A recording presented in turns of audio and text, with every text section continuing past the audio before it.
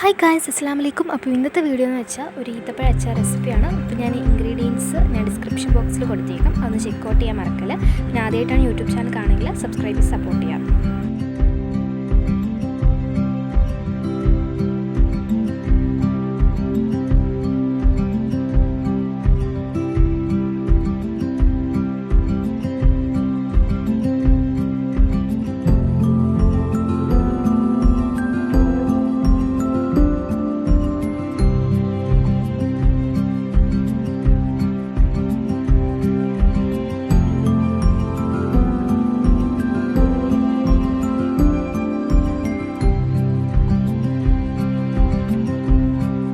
നന്നായിട്ട് ഇളക്കി കൊടുക്കണം കേട്ടോ. ഒരു ബ്രൗൺ കളർ ആകുന്ന വരെ ഇളക്കിയാൽ മതിയാകും.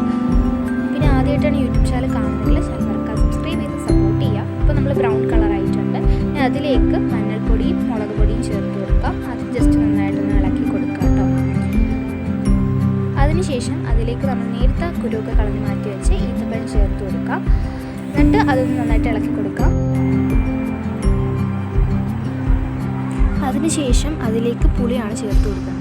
പുളിയുടെ വെള്ളം ചേർത്ത് കൊടുക്കാം. എന്നിട്ട് പുളിയും ചേർത്ത് കൊടുക്കണം. നന്നായിട്ട് ഇതേപോലെ ഉടച്ചു കൊടുക്കണം കേട്ടോ. എന്നിട്ടാണ് അത് ചേർത്ത് കൊടുക്കേണ്ടത്.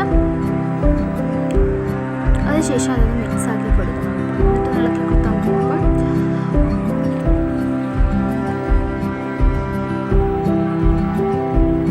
ഇനി അതിലേക്ക് നമ്മൾ നേരത്തെ മാറ്റി വെച്ച ശർക്കര ചേർത്ത് കൊടുക്കാം.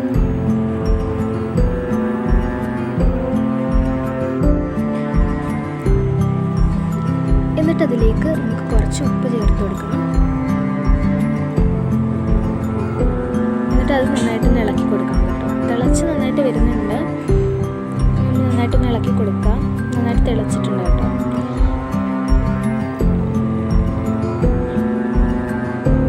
ഇനി അതിലേക്ക് കുറച്ച് നമുക്ക് വെള്ളം ചേർത്ത് കൊടുക്കാം. ഞാൻ ഇപ്പോൾ 1 ഗ്ലാസ് വെള്ളമാണ് ചേർത്ത് കൊടുത്തിട്ടുള്ളത്.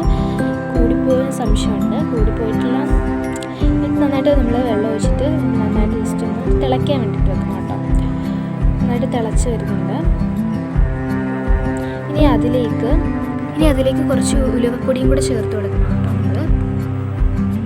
ഇപ്പോൾ നന്നായിട്ട് തിളച്ച് വരുന്നുണ്ട്. ജസ്റ്റ് ഒന്ന് ഇളക്കി കൊടുക്കാം. ഇത് നിങ്ങൾ ഒരു പ്രാവശ്യം ട്രൈ ചെയ്ത് നോക്കണം.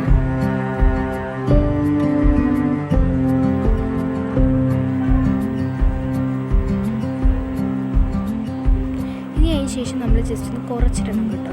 ജസ്റ്റ് ഒന്ന് കുറച്ചിടണം. അപ്പോൾ നമ്മൾ റെഡി ആയിട്ടുണ്ട് ഈത്തപ്പഴ അച്ചാർ. അപ്പോൾ ഇഷ്ടപ്പെട്ടാൽ ലൈക്ക് ചെയ്യാനും സബ്സ്ക്രൈബ് ചെയ്യാനും ഷെയർ ചെയ്യാനും മറക്കരുത്. ഇങ്ങനത്തെ വീഡിയോസ് വേണമെങ്കിൽ ചാനൽ മറക്കാൻ സബ്സ്ക്രൈബ് ചെയ്ത് സപ്പോർട്ട് ചെയ്യുക. അപ്പോൾ അടുത്തൊരു വീഡിയോ കാണാം. Thanks for watching.